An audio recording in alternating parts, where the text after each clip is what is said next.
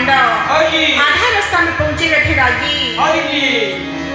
जैसे आधा रास्ता में पहुंचते बड़े बड़े जंगल है, झाड़ी है। धर्मराज द्रौपदी ला बोले, द्रौपदी ते हमर मस्त जात तो बस हस्तिनापुर, लेकिन पता नहीं वो मुला कुछ ठीक नहीं लगत था। अब विदुर काका भी मुला बार बार बोले हमें कि तुम अनजान से जाओ, एक काम ला कर द्रौपदी, हम वापिस घर चले जा और हम जल्दी से आ खावन। तब के दाई द्रौपदी बोले, अच्छा तुम यही करे पर मुला यहाँ बुलाए हवा का?